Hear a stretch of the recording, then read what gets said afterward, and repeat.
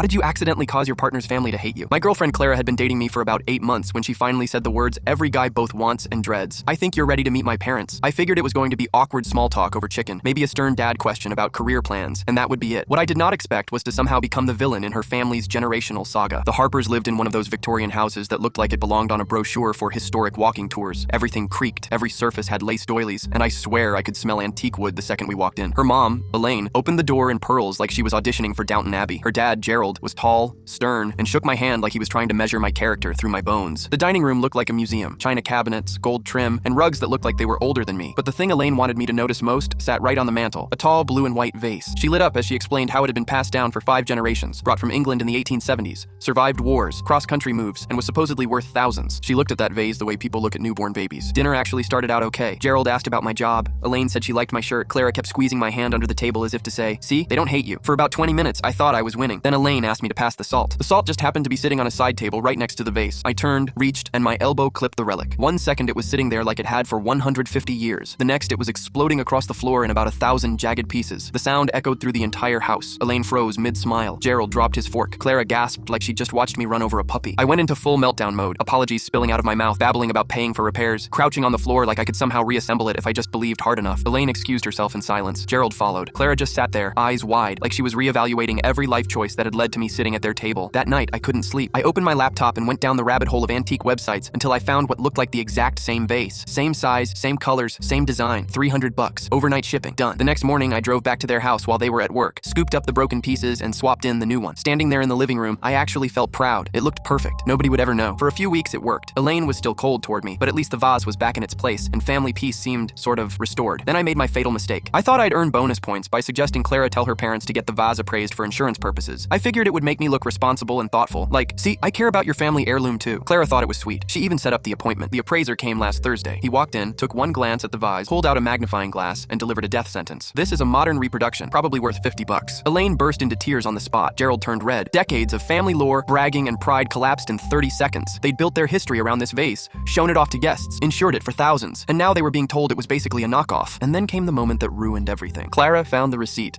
We were cleaning out my car when a crumpled shipping slip fell out of the glove box. Vintage style blue and white ceramic vase, $299.99. Order date, the morning after dinner. Her face changed instantly. Everything clicked in her head, but not in the way I needed. She became convinced I had known all along, that I deliberately smashed their heirloom, swapped it with a fake, and then set up the appraisal to humiliate her parents. In her mind, I wasn't clumsy. I was a scheming psychopath who had played the long game just to dunk on their family treasure. Now Elaine won't even say my name. Gerald threatened to call the police for fraud, and Clara broke up with me in one sentence over text. You really fooled us all because I can't keep my elbows to myself.